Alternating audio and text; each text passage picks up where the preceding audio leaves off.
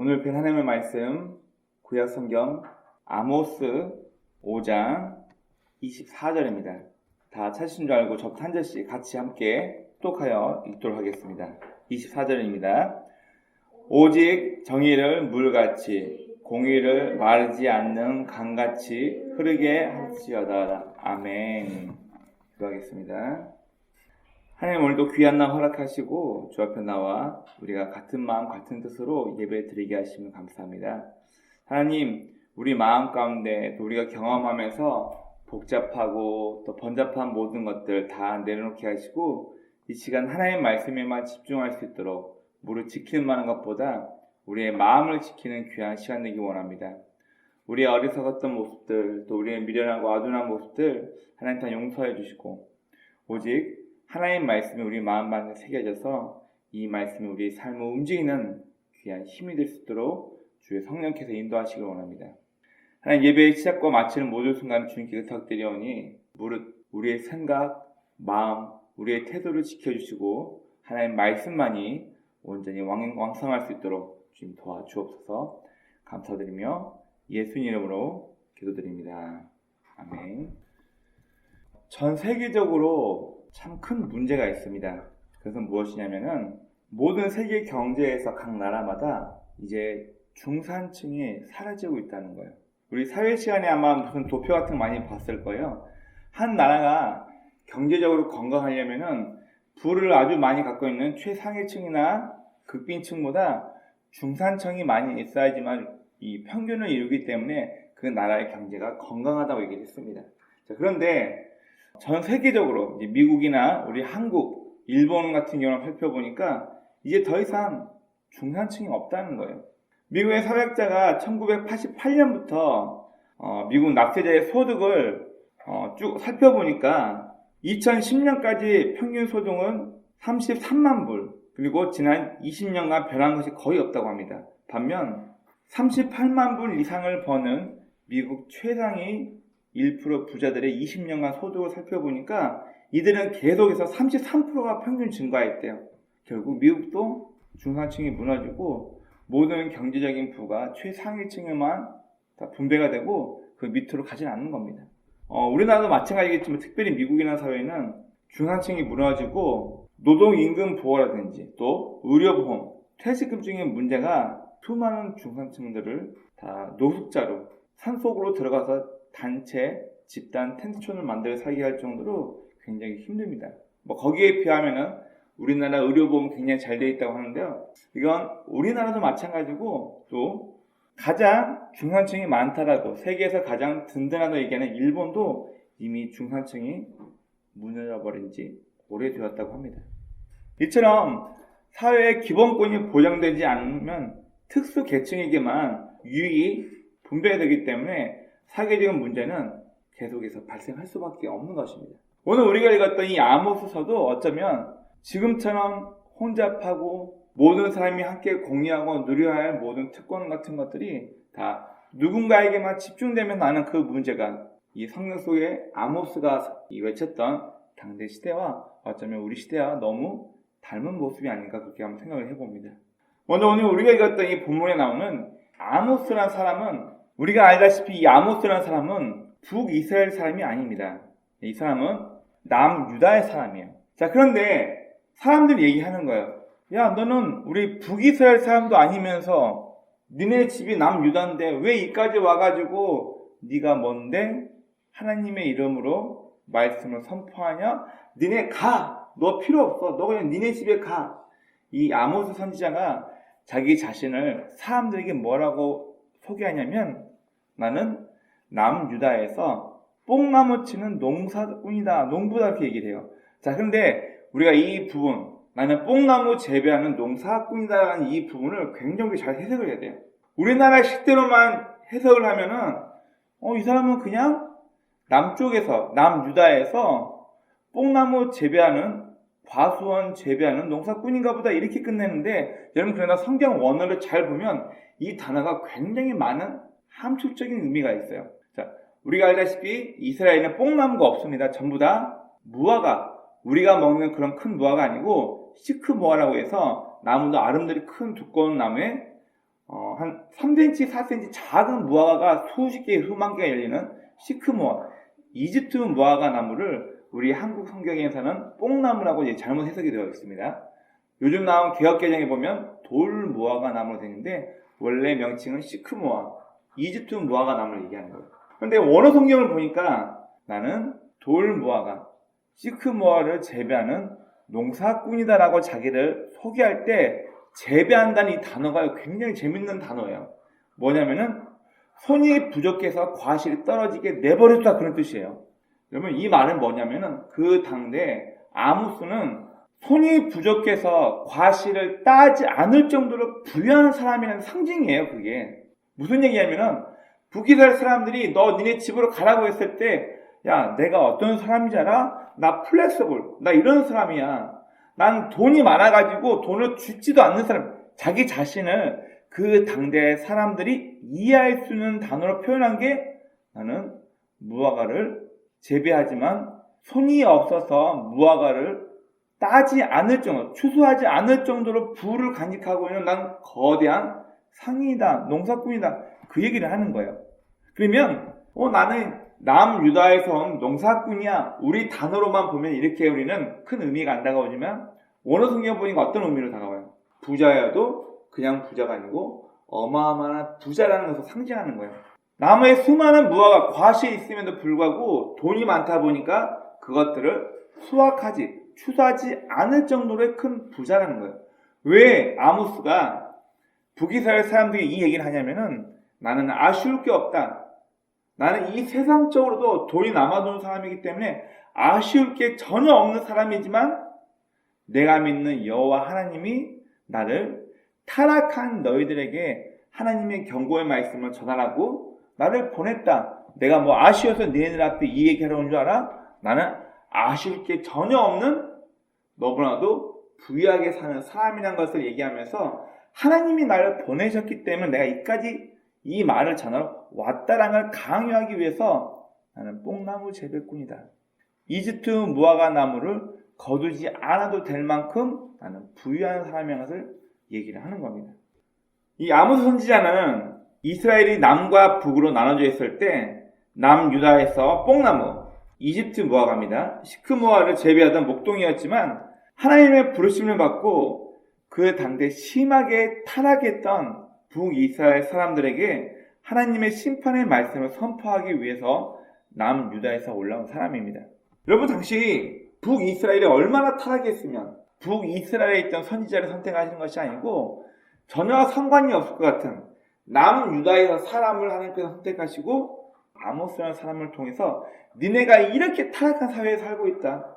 니네가 이만큼 잘못된 사회 속에서 살고 있다는 것을 경고를 하시는 내용이 오늘 우리가 읽은 이 아모스서의 주 내용입니다. 당시 북이스라엘은 여러 가지 무역, 힘 있는 나라와 무역을 잘하고 그렇게 하면서 경제적으로 굉장히 풍요를 누려왔지만 이에 반면 부정과 불의, 종교적인 사치와 타락, 부도덕, 비리가 팽배했던 그런 시대를 겪고 있었습니다. 그리고 우리 앞서 말했던 것처럼 경제적인 혜택도 일부 상위층에만 몰려가고 그 밑에 중산층, 그 밑에 서민들에게는 그 어떤 혜택도 가지 않았다. 참으로 살기 힘들었던 나라가 아닌가 생각해 볼 수 있습니다.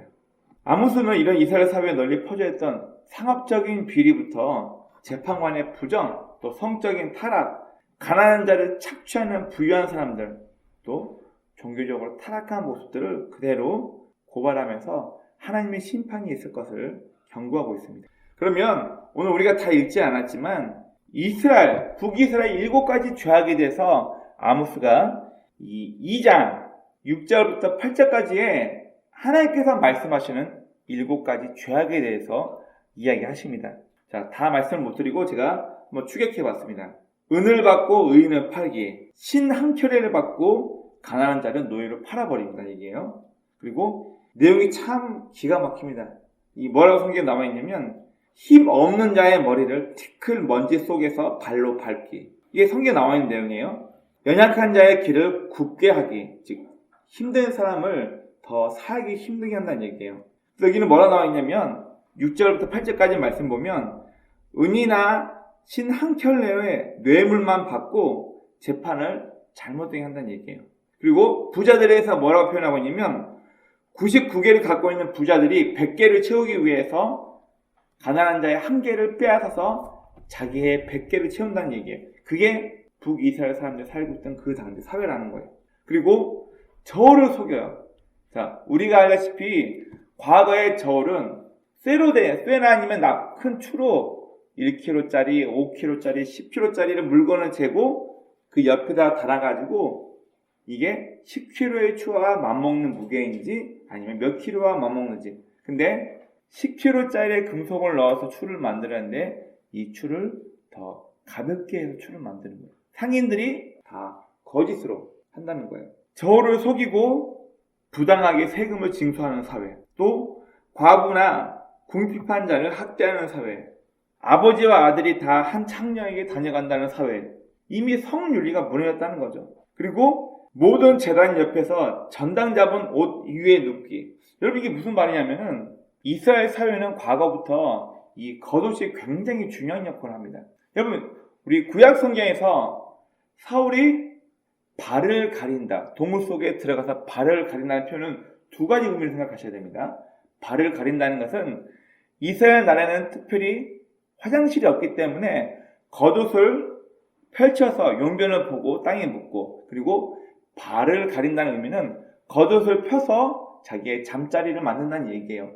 그러면 겉옷이라는 것은 이스라엘 사회에서 굉장히 중요하고, 구약 성경 율법에도 보면은 누군가가 돈을 빌리기 위해서 자기의 겉옷을 정당 잡혔으면은 해가 지기 전에 그 사람이 가난해서 너에게 돈을 꾸었을지라도 그 사람의 기본 의식주 중에 하나인 겉옷은 반드시 해가 지기 전에 그냥 돌려줘라. 이게 하나님께서 이스라엘 백성들이 서로 살기 위한 율법으로 만들어 놓으신 거예요. 근데 가난한 자의 겉옷을 빼앗아 놓고 제단 앞에 그걸 깔고 누워 앉아있다는 얘기예요. 무슨 얘기인가요? 하나님을 섬기는 제단에서 남의 것을 착취하고 빼앗은 것으로 자기의 엉덩이 깔기를 하고 앉아있다, 그런 표현을 하는 거예요. 즉 누군가에게는 정말로 절실히 필요한 의식주의 한 부분인데 이것을 사치하는 사람들은 그것을 굉장히 무시하고 이것을 비방하고 남의 것을 가지고 그런 짓을 한다는 거죠.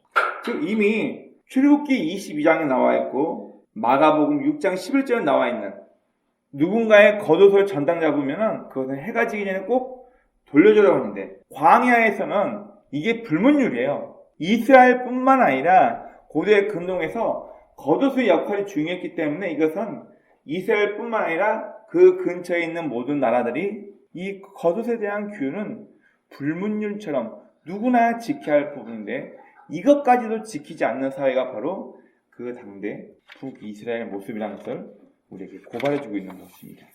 여러분, 그리고 마지막으로 8절에 보면은 이방 신전에서 벌금으로 받은 포도주를 마신다는 얘기예요. 이방 신전에서 벌금으로 받은 포도주를 마시며 취한다. 종교적으로 타락해 있고 인간의 필요를 채워주는 우상에게 하나님보다는 자신의 야욕과 자신의 육체적인 쾌락을 채워주는 우상에 더 사람의 마음이 쏠려 있다는 것을 이야기하고 있습니다. 자, 이렇게 북이스라엘 사람들이 타락했던 상태, 너네들이 이만큼 이런 상태로 타락해 있는 사회에 살고 있다는 것을 먼저 보여주고, 아모스는 그 다음 2장 10절부터 11절까지 하나님이 어떤 분인지를 소개합니다. 우리가 믿고 섬기는 하나님은 어떤 분인지에서 얘기를 하죠. 그는 광야에서 우리 백성들, 우리 조상들부터 지금까지 광야에서 우리를 훈련시키면서 하나님이란 분이 어떤 분인지를 알려주셨던 분이다. 그게 바로 우리 민족이 믿어왔던 여호와 하나님의 것을 소개하고, 약속의 땅, 그리고 하나님께서 우리에게 선지자와 나시린을 주셔서 우리가 잘못된 길로 가지 않도록 우리를 가르치고 우리를 책망하면서 올바른 길로 우리를 인도하시는데 너희는 그런 하나님의 모든 음성을 다 무시했다. 이렇게 얘기하는 거죠. 자, 그런데 2장 12절 말씀을 보니까 북이스라엘 사람들은 뭐라고 표현을 하냐면은 우리가 언제 하나님을 무시했냐? 이미 타락한 상태로 잘못된 모습으로 살고 있으면서 이들이 아모스의 말에 죽고 나서 뭐라고 변명하냐면 언제 우리가 하나님을 무시했는데, 언제 우리가 하나님께서 보내준 선지자의 말을 안 들었는데, 언제 우리가 남의 것을 빼앗고, 언제 우리가 그렇게 재판을 잘못되게 했고, 언제 우리가 종교적으로 성적으로 타락했는데 우리는 그런 적 없다 하면서 이 12절에서는 이스라엘 사람들이 자신들의 타락과 잘못된 모습을 합리화시키면서 이야기합니다. 여러분 우리 사회뿐만 아니라 지금 전 세계적으로 다 문제인 것 같아요. 우리나라 정신만 얘기할 것이 아니라 모든 사람들이 인간으로서 보장받아야 될 기본권부터가 이미 흔들리면서 우리의 삶은 계속해서 누군가에게 착취당하면서 또 그렇게 살지 않으면 우리의 의식조가 흔들린 것만큼 이 사회는 자꾸만 불공평하게 부는 자꾸만 상위 쪽으로만 올라가고 중상층과 밑에 서민들에게 그 부는 내려오지 않고 제가 어떤 한 도표를 하나 봤는데 어느 한 국회의원의 이름으로 집이 334채 334 한 사람의 이름으로 집이 334채가 있더라고요. 여러분 누구는 부유함이 쌓여 있어서 집이 자기 이름으로 여러분 이게 전세나 월세가 아니고요. 순수 자기 명의로만 334채 그 아들의 이름으로 100몇 채 여러분 이런 도표를 제가 최근에 봤는데 어떤 마음이 들었냐면 야, 이 많은 걸 누군가에게 수급하면 뭐 집 문제도 해결했을 텐데 이런 것뿐만 아니에요. 세계가 어떻게 돌아가냐면은 이건 제가 한 10여 년쯤에 실제로 들은 무역선 타시는 분들이 이야기 들었는데 미국에서는 어마어마한 땅에서 굉장히 값비싼 곡물들이 많이 나오잖아요. 근데 이 곡물들을 보관했다가 팔거나 하면은 가격이 안 맞으니까 이 곡물들 전부 다 태평양 바다로 시켜가지고 다 버려버려요. 그래야지 곡물이 수요가 적으니까 이 곡물에 사람들 앞에 팔 수 있는 곡물의 양을 조절하기 위해서 이걸 실제로 태평양 바다에다 다 버린대요.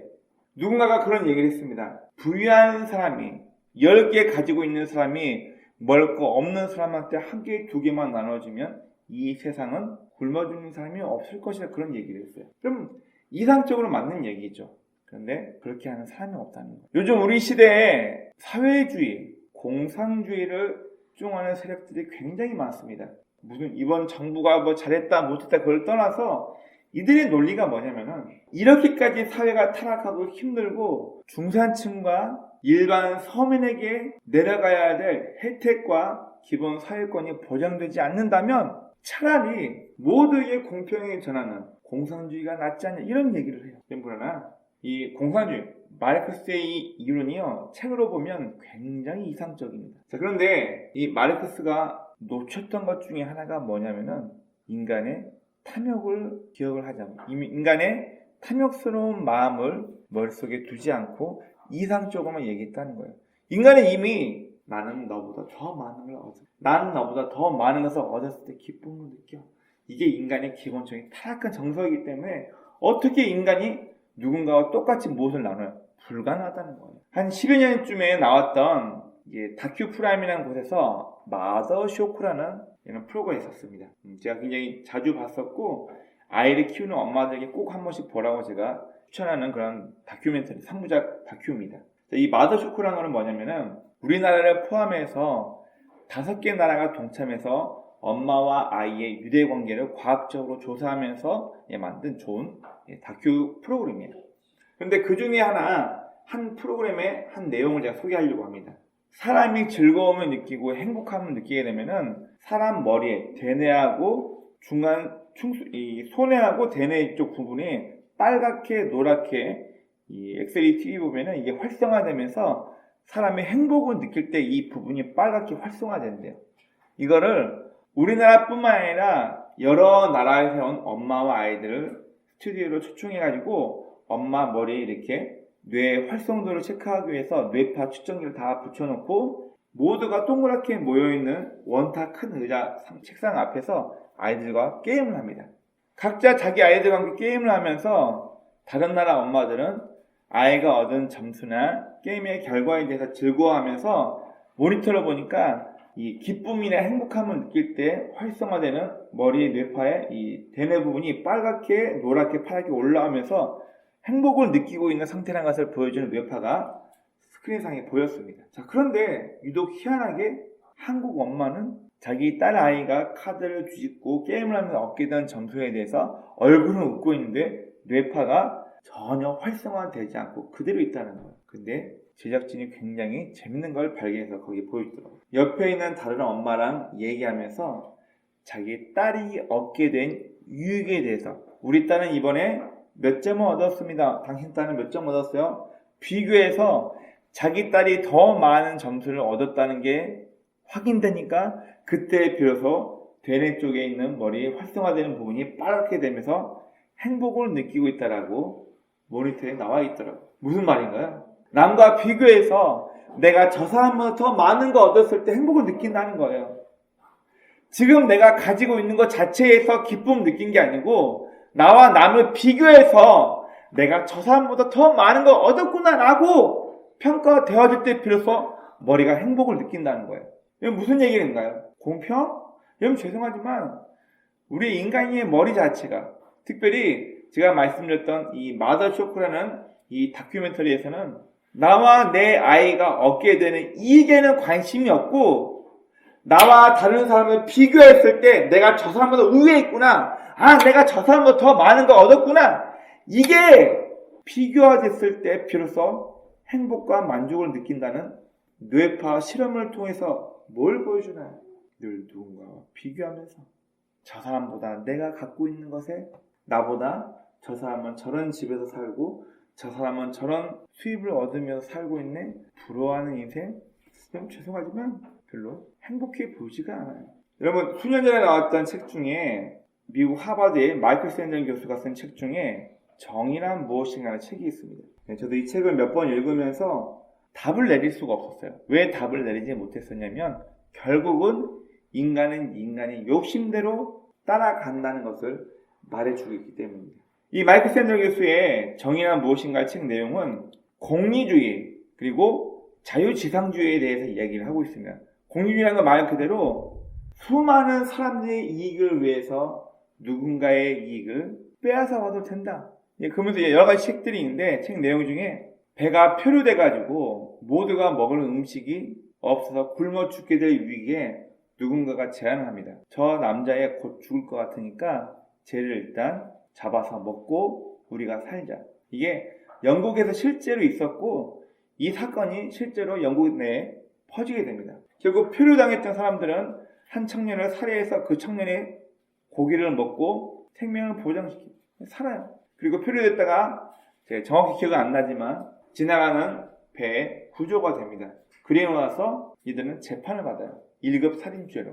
여러분 보세요. 법망이 없고 여러 사람이 살아가기 위해서는 곧 죽을 것 같은, 생명에 보장하는 데 있어서 곧 죽을 것 같은 저 사람의 목숨을 희생시키고 수많은 사람이 사는 것이 옳다라고 판단해서 그 상황에서, 그 시대에서 그 사람들은 그를 죽이고 그의 고기로 목숨을 연명하는 것을 모두가 동의했습니다. 우리 초등학교 아이들 그런 질문을 가끔 받습니다. 내리막길에서 위급한 상황이에요. 버스 운전사가 왼쪽 아니면 오른쪽으로 길을 틀어야 되는데 왼쪽으로 가면은 모두가 위험한 낭떠러지로 떨어지는 길이고 오른쪽으로 길을 틀면 모두는 살 수 있지만 길 앞에 어린아이가 놓여 있어요. 그러면 어린아이를 죽이면서까지 버스에 타고 있는 모든 사람을 구해야 될까요?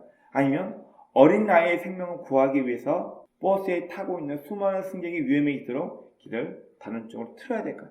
이런 질문을 우리 어린아이들도 초등학교에서 많이 받고 있는 것 같습니다. 여러분, 무엇이 옳은가요? 우리는 무엇이 옳다 그르다 판단할 기준도 능력이 없어요.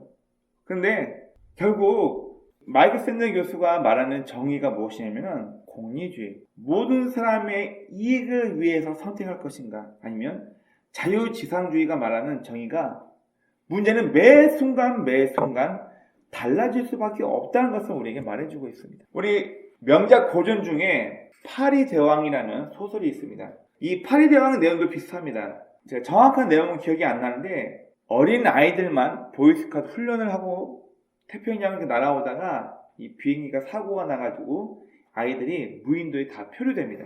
근데 이 아이들이 이 영국 가정에서 고위층 가정에서 교육을 받으며 살던 아이들인데 10대 아이들인데 이 아이들이 두 파로 갈려요. 한 파는 누군가가 우리를 찾을 때까지 구조 요청을 하면서 버텨야 된다.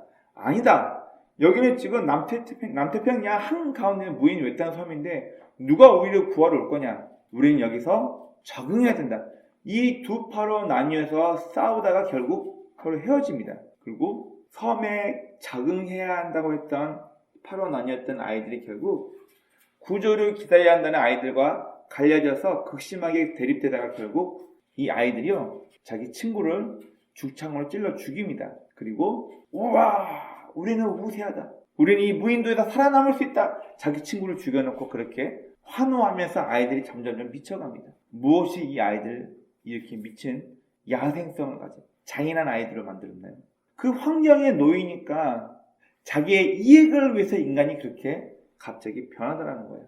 개인의 이익과 사회의 규율의 문제 속에서 대부분 힘에 지배하는 범위 안에서는 인간은 자신의 이익이 결국 정의라는 거예요. 여러분, 이게 타락한 인간의 사회입니다. 그래서 우리는 이런 얘기를 하죠. 법망을 피해가면서 걸리지 않는 범위 내에서 나에게 이익을 줄 수 있다면 우리는 대부분 그것에 손을 댑니다. 그게 인간의 모습. 어쩌면 오늘날에도 오늘 우리가 했던 본문, 이 아모스 선지자가 그 당대의 사회에 있었던 것처럼 오늘날도 우리를 향하여서 계속 외치고 있는 것 같습니다. 뭐가 정의냐? 여러분, 하나님의 오래 참음에는 분명 끝이 있습니다. 하나님께서 이 땅을 사랑하시고 독생자를 주셔서 우리를 구원하시고 우리를 사랑하신 건 사실이지만 하나님의 오래 참음에는 분명 끝이 있습니다. 저도 제 아이들 양육해 보니까요, 몇 번을 참다가 안 되겠다 싶으면 저도 폭발합니다. 소리 지르면서 아이들을 혼냅니다. 마찬가지죠. 오늘 사랑하는 우리 기독교인들은 이 아모스 선지자처럼 정의를 외칠 만큼 불신자들에게 신뢰를 받아야 되는데 그렇지 못하다는 것이 어쩌면 참 아쉬운 것 같습니다. 우리가 전하는 말, 우리가 세상을 향하여서 우리가 믿지 않는 내 가정이나 내 이웃 친척, 그리고 내가 일하는 내 일터에서 예수를 믿는 우리가 전하는 말 한마디 한마디가 신뢰가 있고 위력이 있어야 되는데 우리가 어떤 얘기가 어떤 신뢰의 얘기를 하더라도 사람들이 우리의 말에 별로 귀담아 주지 않는 것 같아요. 참 속상합니다. 제가 간혹 교회사를 공부하면서 참 감동 있게 읽었던 부분을 종종 생각하게 되는데 어떤 내용이냐면 우리나라가 일제 식민지 시대, 일본의 지배를 받고 있던 시대에 우리나라에서 한 살인사건이 벌어집니다. 물증도 없고 근데 증인 한 명이 나와서 얘기를 하는 건데 여러분 보통 그 당시 증인 한 명의 얘기는 위증이 될 수 있기 때문에 증거로 잘 채택되지 않았다고 합니다. 그것도 증인이 누구이냐면 그 당시 무시받고 있던 여성이었어요. 그런데 일본 재판관이 이 사건을 실제로 어떻게 판결하냐면 야소, 즉 예수 믿는 사람들 야소교라고 불렀거든요. 그 당시 기독교를. 일본 재판장이 야소교 사람들은 그의 신념상 거짓을 말하지 않기 때문에 저 여자의 말이 진실로 받아들여서 결국 그 살인사건을 종결시킵니다. 범인을 잡고. 이건 뭘 얘기해 주나요? 이 짤막한 이 이야기가 당대 사회에서 무시받던 여성이었어요. 그리고 예수를 잘 믿어왔던 성도였습니다.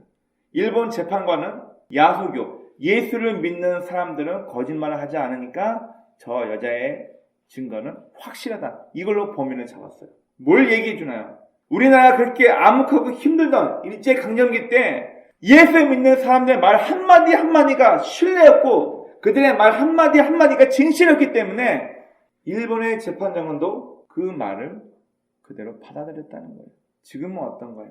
누군가에게 좋은 영향력으로 말 한마디가 신뢰를 주는 그런 기독교인들의 삶과 모습이 이제는 사라져버렸기 때문에 그 누구도 우리가 하는 이야기를 귀담아 듣지 않습니다. 그 누구도 우리가 하는 말 속에서 신뢰를 찾으려고 하지는 않습니다. 여러분, 구약시대 때 하나님의 뜻을 전했던 수많은 선지자들이 있습니다. 이 선지자들은 정치적으로 종교적으로 많은 식견을 가지고 있었으며 장차 일어날 일에 대해서 지금 이 사회를 바라보시는 하나님의 마음과 시선이 어떤지를 일반 백성들 앞에 선포하며 말을 전했습니다.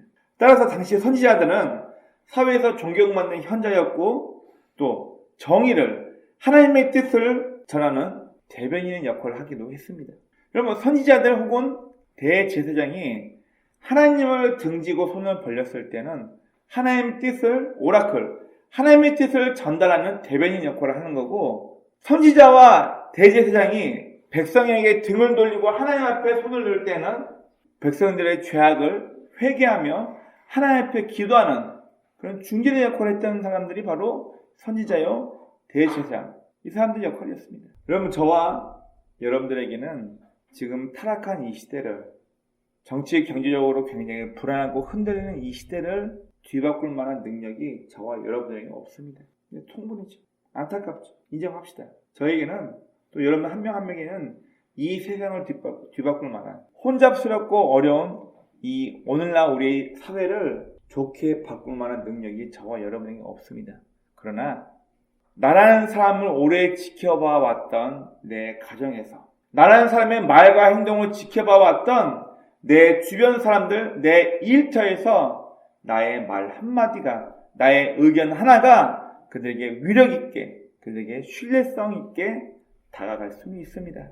여러분, 우리는 항상 개인의 이익을 위해서, 단지 사회적인 문화나 규율이나 법규가 우리의 잘못된 욕심을 가로막고 있을 때는 튀어나오지 않지만, 이런 제도나 규율이 없어졌을 때 우리는 언제든지 본능을 따라서, 내 유익과 욕심을 따라서 변할 수 있는 존재가 바로 우리 인간이라는 것을 우리는 먼저 인정해야 합니다. 베드로전서 2장 9절에서는 하나님께서 우리 각 사람을 이렇게 표현해주고 있습니다. 너희는 왕같은 제사장이요 그의 소유된 나라, 그의 거룩한 백성에 얘기하시고, 그 밑에 뭐라고 얘기하고 있냐면, 이는 왜 너희를 왕같은 제사장이요 그의 나라요 그의 백성이라고 너희를 칭해주고 너희를 일컬어 주셨냐면, 이는 because, 왜냐면 너희는 하나님의 아름다움을, 하나님의 아름다운 덕을, 그가 행하신 놀라운 일을 주변 사람들에게 선포할 광고인이라고 우리를 소개하고 있습니다. 광고인. 이 제품이 얼마나 좋은지를, 이 물건이 얼마나 탁월한지를 사람들 앞에 TV 광고화해서 보여주는 그 광고인이 바로 우리 믿는 사람이라고 성경에서는 이야기해주고 있습니다. 여러분, 원하옵기는, 여러분, 하나님은 몸이 없으세요. 눈에 보이지 않습니다. 바람과 공기처럼 분명 존재는 하지만 우리가 여기 있다 저기 있다 만날 수도, 눈으로 볼 수도, 만져볼 수도 없는 분이세요. 그럼 이런 하나님을 사람들 앞에 어떻게 소개할 거예요? 보이지 않는 영이신 하나님을 어떻게 내 주변 사람들에게 소개할 건가요? 이런 방법은 단 하나예요. 천국, 내가 하나님의 방법대로 살아오면서 내가 하나님의 통치를 받으며 살고 있는 하나님의 백성이라는 것을 우리의 삶으로 보여주지 않는다면 우리 하나님은 절대 사람들에게 소개하기가 불가능하겠죠. 이처럼 영이신 하나님, 육체가 없는 하나님은 오늘도 저와 여러분의 삶을 통해서 이 땅 위에 하나님의 정의를 실현해 가기를 원하십니다. 원하기는 저와 여러분들의 삶이 하나님의 정의를 이 땅에 실현시켜 갈 수 있는 그 자부심이 되는 저와 여러분의 삶이 되시길 주의 이름으로 축원합니다. 아멘. 오늘 본문에서 아모스가, 이 아모스 선지자가 말했던 것처럼 타락한 시대 사회 속에서 하나님의 말씀을 전하며 타락한 북이스라엘 사람들을 깨우기 원했던 것처럼, 여러분, 원하옵기는 저의 삶이 그렇게 됐으면 좋겠어요. 또 여러분들 각자의 삶이, 여러분이 몸담고 있는 학교나 가정이나 여러분이 만나고 있는 직장 동료나 사람들 앞에서 우리의 말 한마디와 우리의 행위 하나하나가 그들에게 하나님의 정의와 하나님의 사랑이 무엇인지, 또 하나님의 통치를 받으며 살고 있는 저들의 삶은 무언가 다르구나라고 그들의 삶을 감동시킬 수 있는 저와 여러분의 복된 삶이 되시길 주의 이름으로 축원합니다. 아멘.